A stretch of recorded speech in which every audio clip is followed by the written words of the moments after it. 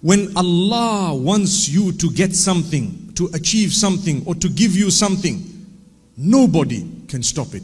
Even if the whole world is trying to block you from achieving something, they won't be able to do it.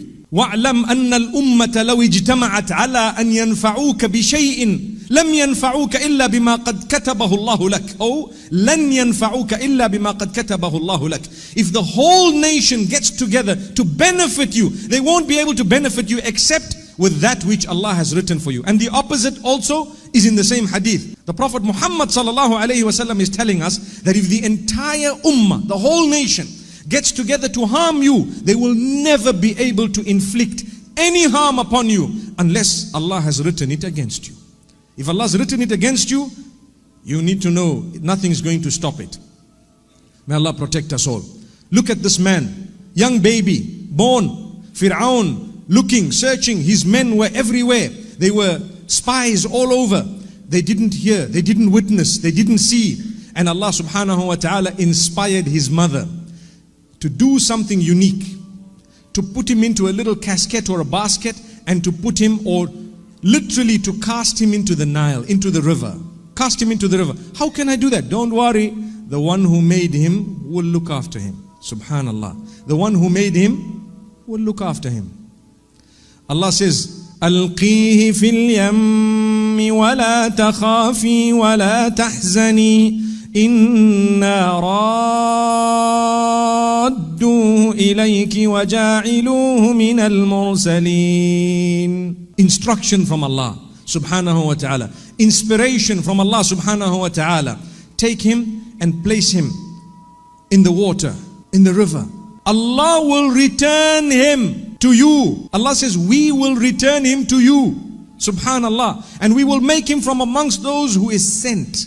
We will make him a messenger. He's going to have something big. Subhanallah. And what happened? Allah did not bless the Pharaoh with children. They were looking for this male child. And the wife, as she was walking, she notices this little casket and she picks up this baby. And the baby was absolutely gorgeous, absolutely innocent, totally. And cut a long story short, they looked after Musa alayhi salatu wassalam until he grew quite old.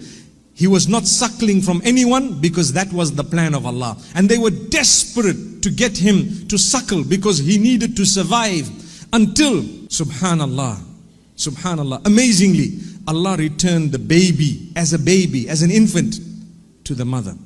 He would be brought in the highest form of luxury. He would be brought to the mother. The mother would suckle, spend some time, etc., etc., look after him, breastfeed him, whatever else, and send him back. And he suckled from no one else. This is the power of Allah. Never underestimate the power of Allah subhanahu wa ta'ala. When He wants to give you, He will give you. Pray to Him. Pray hard. Pray with conviction. When the time is right, what you want will come to you. Remember that. If it is good for you, and if it is meant for you, it's coming in your direction. If it is not, no matter what, it won't. So Allah subhanahu wa ta'ala says, فَرَدَدْنَاهُ إِلَىٰ أُمِّهِ كَيْ تَقَرَّ عَيْنُهَا وَلَا تَحْزَنْ. We returned him to his mother in order for her eyes to be cooled and for her not to be saddened.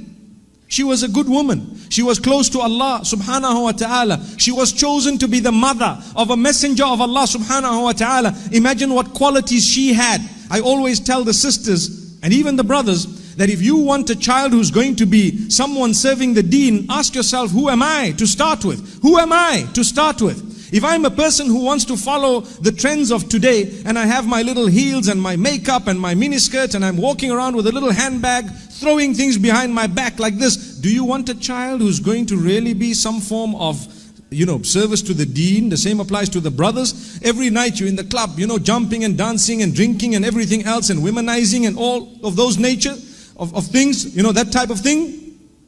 And then you say, oh Allah, make my child a big, sheikh who's going to be spreading the deen.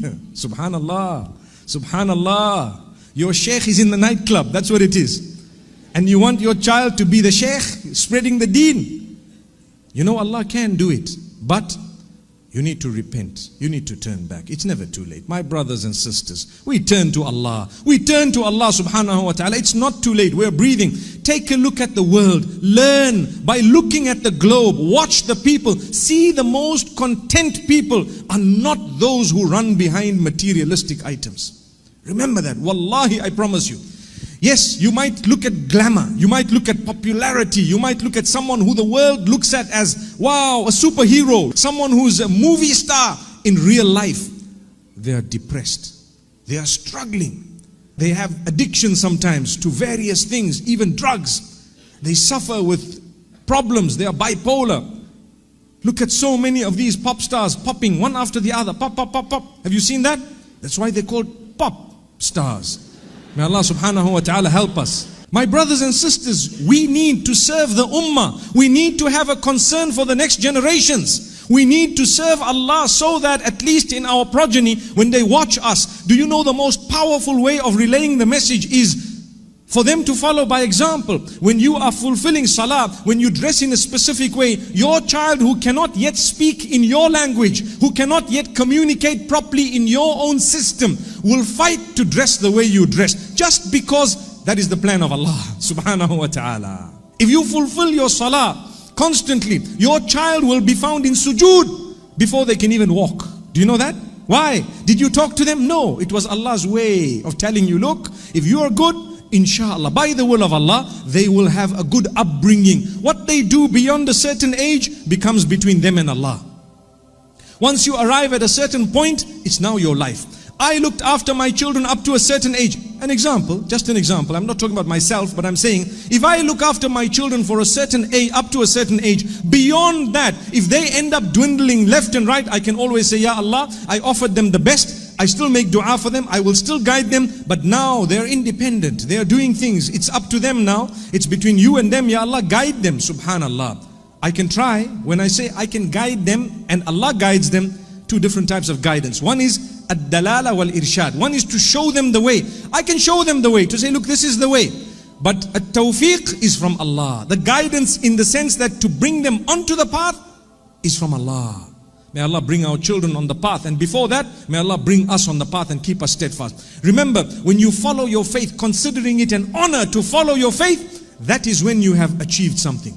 But when you follow your faith, considering it a burden, yes, you may be following, but you will not achieve the true benefit of the entire package. People fulfill salah. When you fulfill salah, you're lazy to do it. You're just doing it because, hey, you know what, I'm scared. I don't want to be punished. Okay, fair enough. Your salah may be done.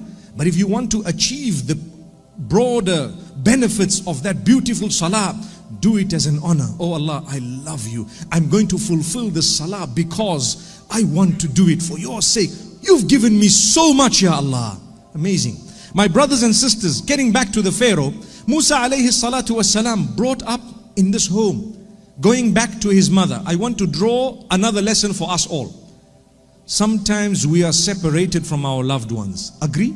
Whether it's your child after a divorce, whether it is someone prior to divorce, maybe your husband had to go and work somewhere, maybe you had to go somewhere, maybe something happened, you were separated for some reason. Sometimes the separation is caused by a third party, intentionally. This story of Musa alayhi salatu wasalam, the lessons, the ayat, the lessons we learn, it consoles those who are separated from their loved ones, saying, Inna raddu ilayk, we will definitely return him to you. If Musa alayhi salam's mother was told that by Allah, I'm sure Allah can return to us our loved ones. May Allah subhanahu wa ta'ala unite us with our loved ones. Sometimes we are separated through death. Do you know that? Death has separated me from my loved one, for example. Or a child or a parent or a brother, a sibling, someone you really care for, you really love. Don't worry. وَالَّذِينَ آمَنُوا وَاتَّبَعَتْهُمْ ذُرِّيَّتُهُم بِإِيمَانٍ أَلْحَقْنَا بِهِمْ ذُرِّيَّتَهُمْ. Allah speaks about how He will allow your family members to join you in the hereafter, on condition that you all believed. On condition that you all believed. You need to try to earn the pleasure of Allah. You did it. Your children did it. You tried your best. Allah says, we will gather you together. Don't worry. You're going to be united. When you lose a loved one through death, it's not the end of the path. By the will of Allah, you will meet them again very soon. a matter of time. May Allah subhanahu wa ta'ala grant that to us, and may we meet them in a better place, not in a worse place. May Allah subhanahu wa ta'ala forgive us.